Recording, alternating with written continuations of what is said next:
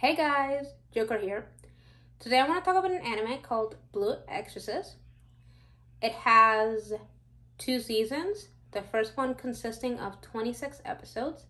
Then it had a second season that has Kyoto Saga to the title, and that one has 12 episodes. Then there's a movie, and it also had a OVA episode special. This anime is both in English sub and English dub. You can find it on Netflix, Funimation, Crunchyroll, and even Hulu if they never removed it from Hulu. So the story is about Rin Okumura, who one day he finds out that he's the son of Satan. After certain events of him starting to see strange creatures, trying to have a job, but kinda failing at it due to his kind nature but overwhelming strength. So he finds out that he is in fact a half demon because he is angered but at the same time scared that he'll be hurt by this other guy who they got into an altercation because he was shooting at birds, and then later on he decides to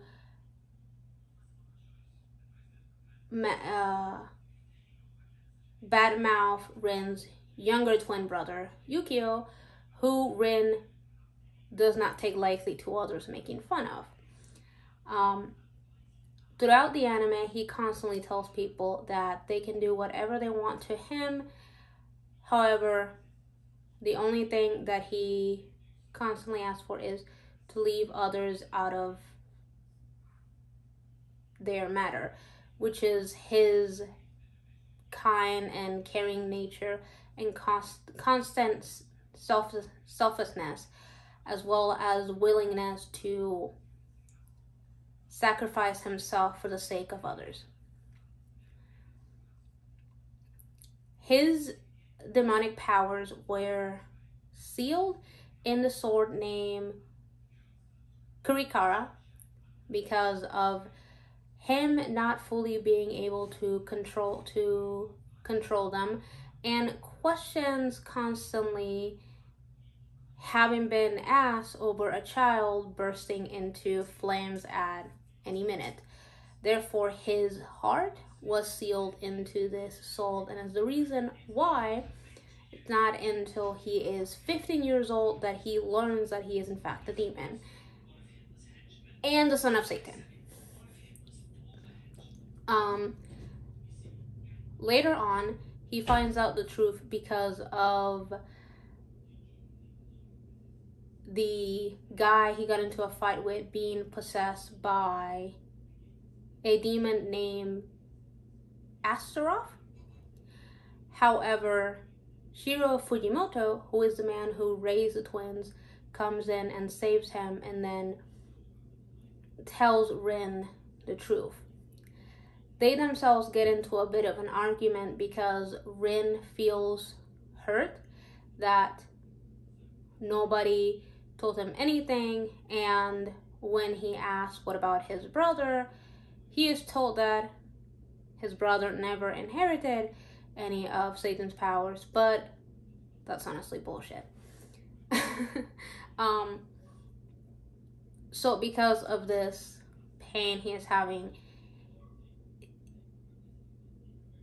he weakens Father Fujimoto's will, and so Satan ends up being able to control him, and as he's trying to drag Rin with him towards Gehenna, which is what in this show they call hell. Interesting choice naming. Shiro manages to regain control and stabs himself in order to save Rin. Rin, now overcome with guilt and rage, although he has been told that if he unleashes on Sheev's Kurikara, he will no longer be able to go back to looking like a human, draws it anyway, and unleashes his blue flames and destroys the gate to Gehenna that Satan had summoned. I'm not gonna lie, visually, he does not look that different from his human, I guess, form or vessel that he had before the end of the second episode. So I never understood this, because the only real differences is that he now has a tail. His ears are pointy, similar to that of elves or fairies. And his teeth are like a little bit pointy. But that's it. Which, he constantly hides his tail, and nobody ever asked about his ears and teeth, so I never understood that point. But later on, after this event, they end up enrolling, well, Yukio was already enrolling into True Cross Academy, but now Rin is enrolling into True Cross Academy because he got in contact with an old friend of their father named Mephisto, or Sir Johann Faust, or at least that is what he goes by. I don't know why. So Mephisto basically gives him an ultimatum. Either he kills him and all of the exorcists that he brought with him and just runs off to who knows where, or he lets them kill him. However, Rin decides to take a third alternative and just basically asks to be trained to become an exorcist. And Mephisto, surprised and never having heard such a request from a demon, let alone the son of Satan, asks for an explanation, which then Rin decides to answer by saying, I am going to kick the shit out of Satan. Mephisto, thoroughly amused, decides to humor Rin and agrees to make him an exorcist. So then he is enrolled into True Cross Academy, which he later on learns that not only is it a boarding school, but it also acts as a exorcist school in hiding for those training to become exorcists. He is a little bit pissed and upset because upon his first cram school, which is what they call the exorcist classes, he learns that his own brother is apparently a teacher and one of the youngest exorcists to date.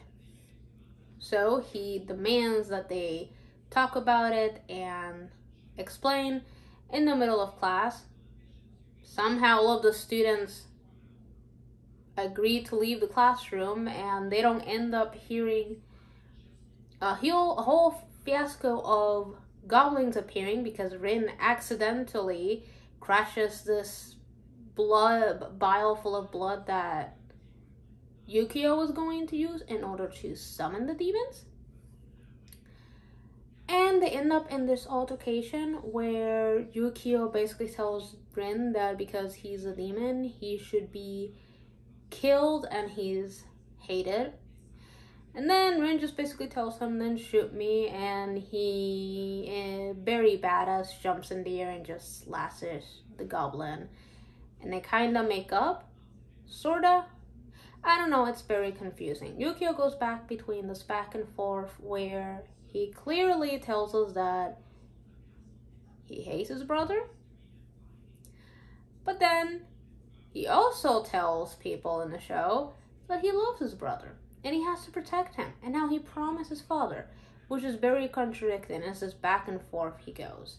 Because this man has issues. And boy, does it get worse in the second season. So, after that altercation, they resume lessons. Again, have no idea how the other students didn't hear all of what was going on outside the room, because they don't tell us if these walls are sturdy or not. But I imagine with all the chaos that was going on, they would have heard something. But I guess not, because the students come back to see a messed up classroom and everybody's in shock, except for one of the students that just wants to figure out what the hell happened with the teacher and Ren. And we then slowly end up learning backstories and things from some of the other students. I believe we quickly end up meeting Shiami Moriyami? No, sorry. Shiami Moriyami, I believe. I'm probably butchering names. But Shiami, who is a short-haired, blonde-eyed, green-eyed young girl. And she very obviously has a crush on Yukio. She calls him Yuki, but she slowly also warms herself to Rin, and they quickly become friends, especially after he saves her from being possessed by a plant demon and not being able to move her legs, and them sort of connecting through mutual grief of blaming themselves over dead family members. Sorry. She then joins the cram school, and then we slowly move on into the other classmates and friends. There's Bon, also known as Ryuji. Then you have Chima, who is Renso. You have Konekamaru.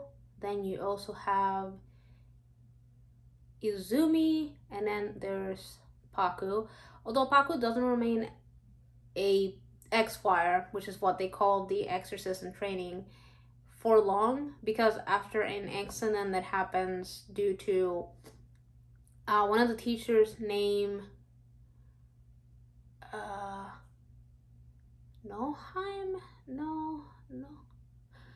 Okay, I can't remember. They say the name eventually. Description: he is pretty built, has black hair, and he wears an eye patch. So that's how I remember him. He's the eye patch teacher.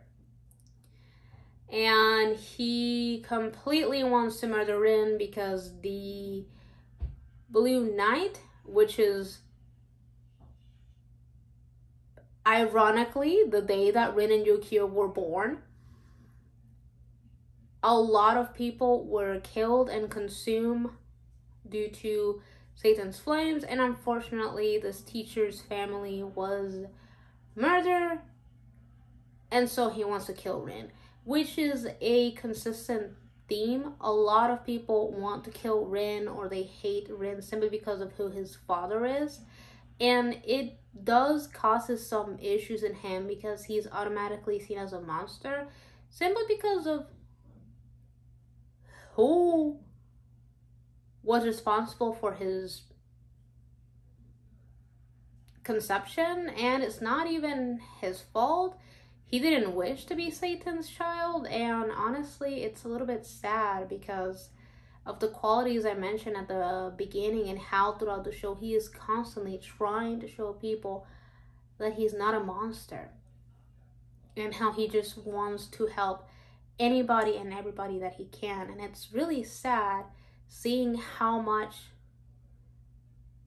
people don't even want to give him a chance and how he has to fight to just be seen as an actual person and not just a monster who will one day destroy the world. Even though he is constantly showing people that he is on humanity's side, and he is all too happy to just kill Satan or kick his ass. So Bon and Rin constantly get into arguments and fights because Bon has a dream to defeat Satan because of his temple kind of being destroyed because of the Blue Knight. So they're in constant odds because Rin wants to obviously be the one to defeat Satan. But they quickly become friends, and then Shima's older brother was consumed by the flames, and don't even question this part. This is anime logic. Somehow, Konekamuru's mother was able to give birth to him while she was dying, and the flames were consuming her. How? I don't know. It's anime logic. Really don't question it. So, and I never really understood Isumi's backstory, to be honest. And that's pretty much the main cast. Later on, we are joined by a very strong exorcist named Shura. And she ends up training Rin not only in more swordsmanship, but also in controlling his demonic flames, which he is constantly told not to rely so much on his powers, but eventually he has to just learn how to control them. You can't just tell him not to give in into his nature. And along the way, we end up meeting one of the 8 demon kings named Maimon, which is the Earth Demon King, and he ends up fighting Rin multiple times.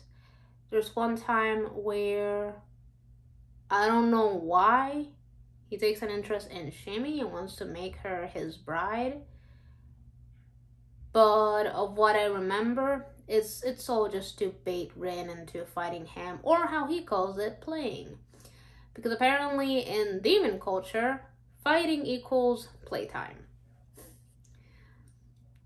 I still don't understand how Rin is clueless in the fact that they are brothers, and somehow Mephisto is related to them, because my mom does say you broke brother's face when they're fighting in this amusement park. Don't ask me why. Mephisto's a bit egocentric, and he built a freaking amusement park that he named Mephiland, and one of the rides had his face. Why? I don't know. Listen, he's a mystery because he fucking knows everything. It never gets confirmed in the anime. This is more something that only manga readers end up learning later on. And it's the fact that he's the demon of time and space. And like I said before, he is related to Rinukio, making him one of the demon kings of, well, one of the 8 demons of Gehenna. And basically, towards the end of the first season, we end up meeting their maternal grandfather, who is revealed was the one who condemned his own daughter to death. However, this is only an anime backstory because the first season only followed the manga's main story until episode 17, and then the rest they just filter it with filler to be able to finish the anime. So there's even a fight towards the end where they end up fighting Satan, and Rin manages to beat him. However, this is not canon because in the manga they haven't even gotten to meet Satan again, other than that event in the beginning before Shiro Fujimoto dies. So is a reason why, although in the first season we do see a resolution to his friends finding out that he's a demon eventually and then accepting him, when the Kyoto Saga arc starts, we kind of go back to square one when it comes to that, and his friends aren't really trusting him. And so basically the story of the Kyoto Saga is that they go to Kyoto after the first eye, no, right, sorry, now I can't remember which one, but it's one of the eyes of the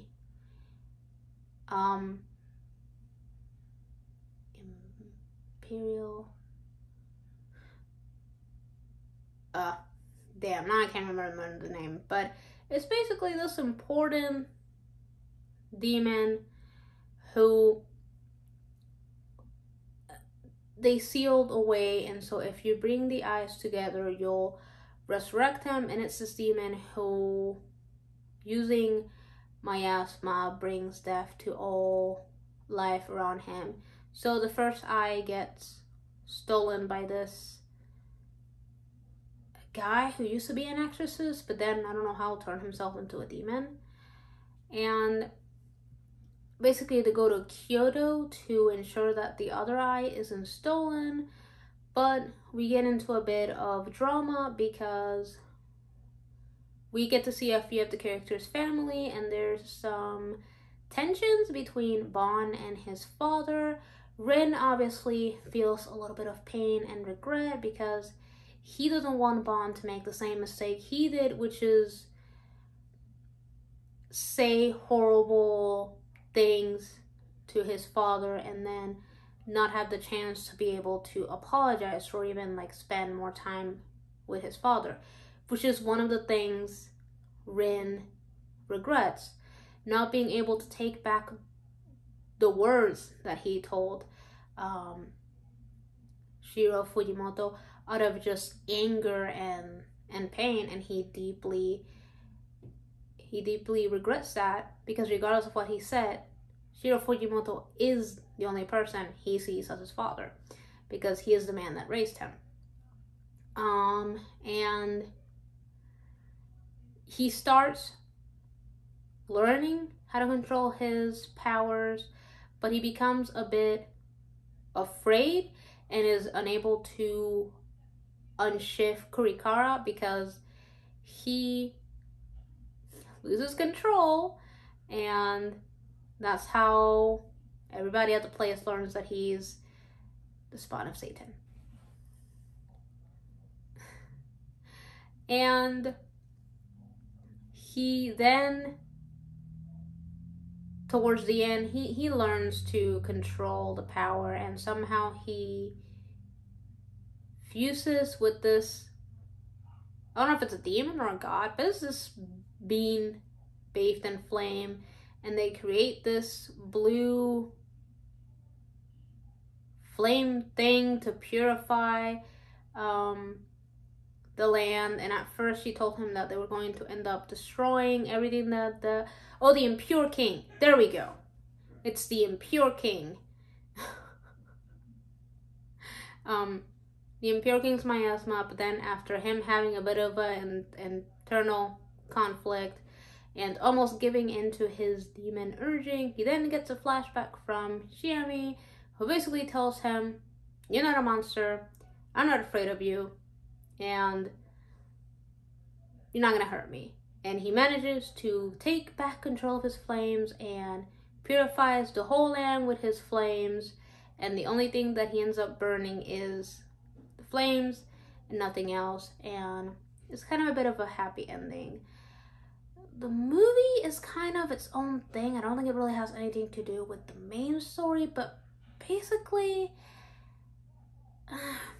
it's about this demon they find who he's able to consume your memories and make you forget, and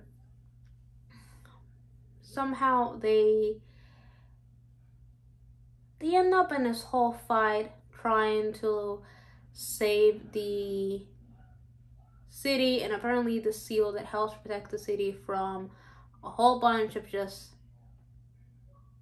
demonic creatures end up being broken, and they have to somehow prevent that. And